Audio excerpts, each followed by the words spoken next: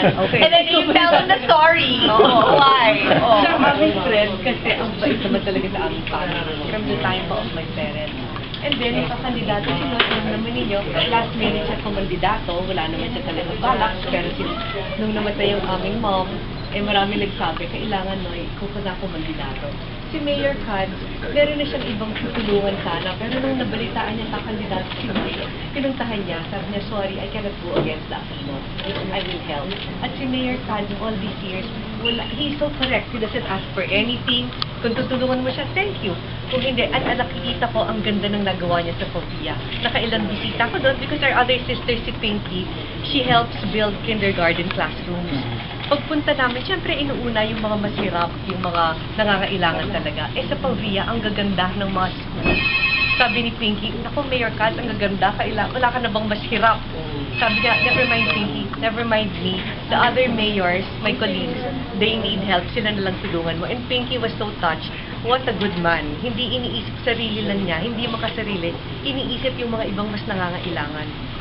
This is just one of the stories about Mayor Katz that I told Chris. So Chris said, I'm going. He says, Arani, I'm going there, I'm going. And then, hindi ko pa alam kung sure si Mayor Katz, but right away, I said, I will go na with you, Chris. I will also get the ticket. Bahala na. Paano? And then I asked Mayor Katz, I want to go dun sa mga towns na pagsisilbihan mo, paglilingkaran mo in case you make it. Sabi ko, where is placed in a nice church, old church, historical. So Chris can use it then for her show. So he said, let's go to Santa Barbara. May magandang church, over 300 years old. The flag they have there is the biggest in the Philippines.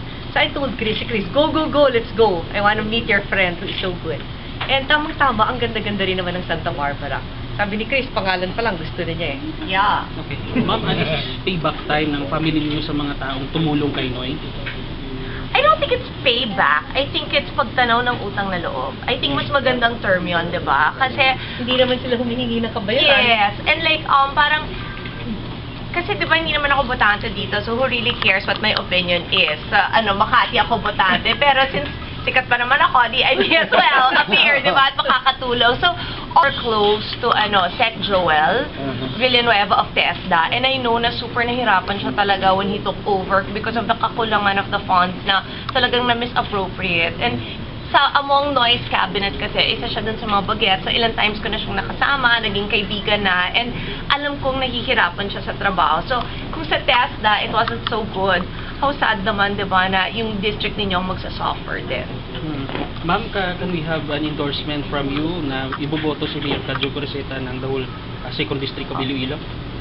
So, kami nakikiusap, alam naman ninyo, pakiusap ni Pinoy, na sana yung mga ihahalal, yung mga makakatulong sa kanya, yung mga katulad niya mag-isip, yung gusto talaga sana matuwid ang mga paraan, alam namin, kitang-kita namin ganun si Mayor Katz. At saka para talaga magtagumpay itong administration ni Pinoy, ay sana tulungan ninyo siya na ihalal nyo yung mga makakatulong sa kanya. Kasi kayo rin naman ang makikinabang, diba? Kung mabait yung inyong representative, then your district, your town will really be okay. From you, ma'am. Hindi, ako lang sasabihin ko kasi, from everything I've seen and with my show alone, ang dami ko nang napuntahan. If the mayor and if the congressman are working hand in hand, lalong umuunlad. Kasi minsan pag nag-aawayan sila, nahihirapan sa permit. Di ba, hindi natutuloy yung pag-unlad. So, ito talaga, sana yung ka-team ni Mayor Katz, lahat tulungan ninyo because ang nakikita ko, airport pa lang, gandang-ganda na kami. Kasi parang, sabi namin, my God, ang social ng Iloilo. So sana, lalo pa kayong umunlad because it's so beautiful, it's so green, and siguro, pag malapit sa Diyos talaga, nabe-bless. So, I'll help you with that. I'll help promote your churches. Gawin natin parang talaga, tourist destination. Ma'am, last po, yung appeal po natin sa mga tao ng 2nd District na iboboto po si Mayor Corazeta, si Mayor Corazeta bilang congressman. Okay, so sa lahat po ng mga nandito sa 2nd District, sana po tulungan ninyo yung tumulong sa amin, yung kaibigan ng pamilya po namin. So, hindi na siya Mayor Katz, magiging Kong Katz na siya. Thank you. Thank you very much. Okay. Yes, sir.